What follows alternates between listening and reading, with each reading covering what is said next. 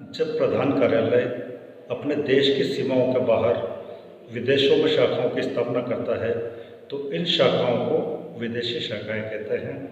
और ये विदेशी शाखाएं पूर्ण लेखे रखने वाली शाखाओं की तरह ही अपने हर व्यवहार का दोहरा लेखा पद्धति के आधार पर पूर्ण लेखा अपनी पुस्तकों में रखती है और वर्ष की समाप्ति पर अपना तलपट तैयार करके प्रधान कार्यालय को प्रेषित कर देती है।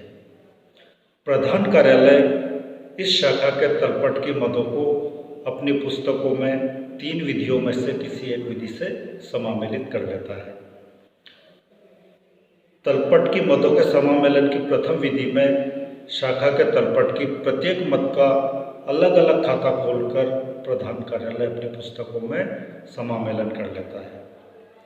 और समामेलन की द्वितीय विधि में आयगत मदों का शाखा व्यापार व लाभानी खाते के माध्यम से तथा पूंजीगत मदों का अलग अलग खाता खोलकर प्रधान कार्यालय अपनी पुस्तकों में समामेलन कर लेता है।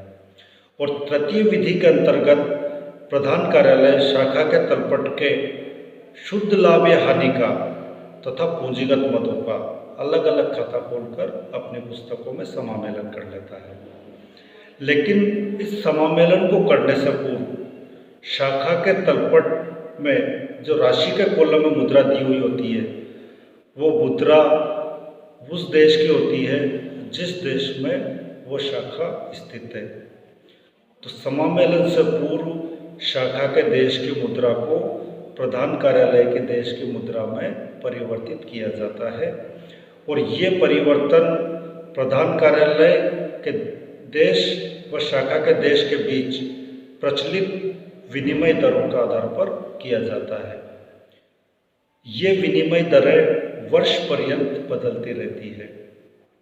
तो जो व्यवहार जिस तिथि का होता है उस तिथि को जो विनिमय दर होती है उसी विनिमय दर के आधार पर उस व्यवहार की राशि को प्रधान कार्यालय अपने देश की मुद्रा में परिवर्तित कर लेता है।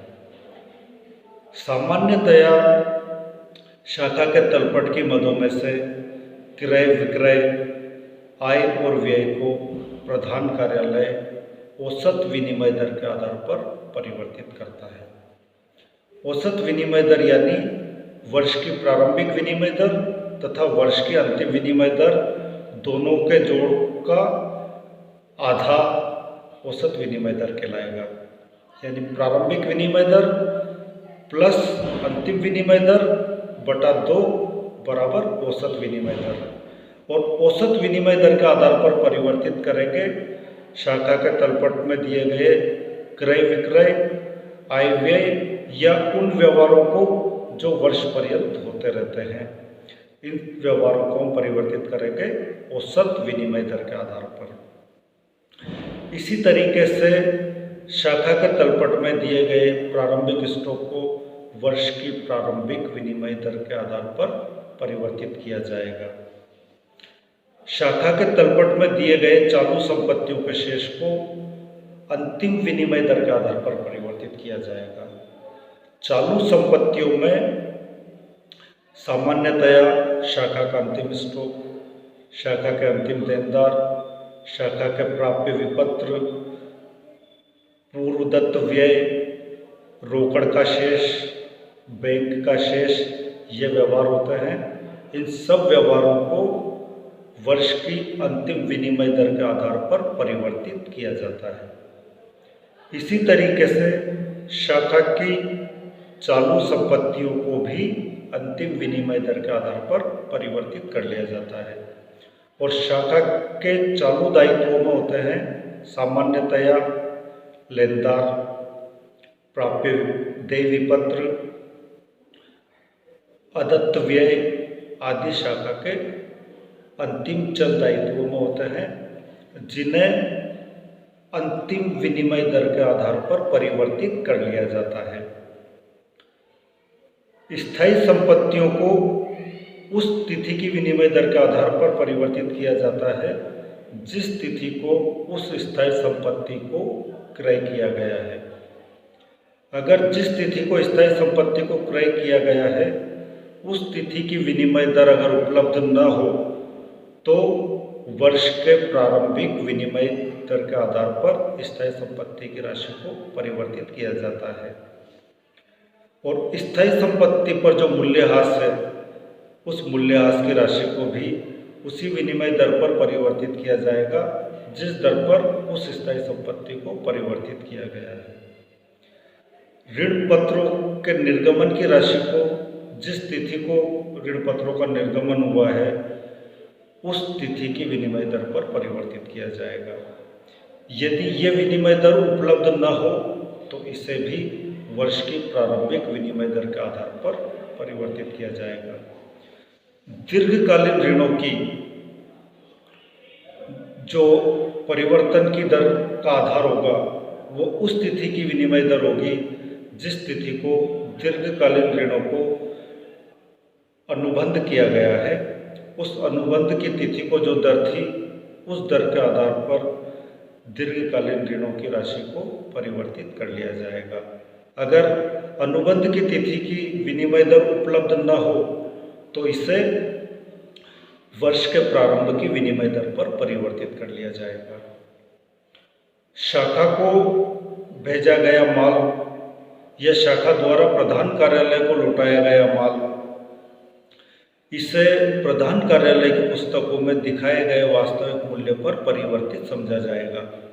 यदि प्रधान कार्यालय की पुस्तकों में इनका वास्तविक मूल्य न हो तो इन्हें उस तिथि की विनिमय दर पर परिवर्तित करेंगे जिस तिथि को प्रधान कार्यालय ने शाखा को माल भेजा है या शाखा ने प्रधान कार्यालय को माल लौटाया है। इसी तरीके से प्रधान कार्यालय ने शाखा को रोकड़ भेजी हो या शाखा ने प्रधान कार्यालय को रोकड़ भेजी हो, इसको भी प्रधान कार्यालय की पुस्तकों में वास्तविक राशि पर जो बताया गया है शेष उस पर परिवर्तित समझा जाएगा। और ये उपलब्ध न हो तो इसे भी उस तिथि की विनिमय दर पर परिवर्तित करेंगे जिस तिथि को रोकड़ भेजी गई है। इसके अलावा शाखा के तलपट में इन व्यवहारों को विनिमय दर के आधार पर परिवर्तित करने के बाद तलपट के डेबिट और क्रेडिट पक्ष में अंतर नजर आएगा और इस अंतर की राशि को विनिमय अंतर खाते या विनिमय दर उच्चंती खाते के नाम से लिखा जाएगा। डिफरेंस इन एक्सचेंज या एक्सचेंज सस्पेंस अकाउंट के नाम से इस राशि को लिखा जाएगा। और डेबिट पक्ष का तलपट का योग कम है तो डिफरेंस इन एक्सचेंज या एक्सचेंज सस्पेंस की राशि को डेबिट पक्ष में लिख देंगे और क्रेडिट पक्ष का योग कम है तो डिफरेंस इन एक्सचेंज या एक्सचेंज सस्पेंस की राशि को क्रेडिट पक्ष में लिख देंगे। लेखा मानक 11 लागू होने के बाद डिफरेंस इन एक्सचेंज या एक्सचेंज सस्पेंस की राशि को लाभ हानि खाते में अंतरित कर दिया जाता है। लेखा मानक 11 लागू होने से पहले यदि डिफरेंस इन एक्सचेंज या एक्सचेंज सस्पेंस की राशि अधिक होती थी तो इसे चिट्ठे में अंतरित किया जाता था और यदि ये राशि कम होती थी तो इसे लाभ हानि खाते में अंतरित किया जाता था। लेकिन लेखा मानक 11 लागू होने के बाद चाहे डिफरेंस इन एक्सचेंज या एक्सचेंज सस्पेंस की राशि ज़्यादा हो या कम हो इसे लाभ हानि खाते में ही अंतरित किया जाता है। शाखा के तलपट की राशियों को परिवर्तित करने के बाद प्रधान कार्यालय अपने देश की मुद्रा में परिवर्तित कर लेगा और उसके बाद इस परिवर्तित तलपट को अपनी पुस्तकों में 3 विधियों में से किसी भी एक विधि से समामेलित कर लेगा।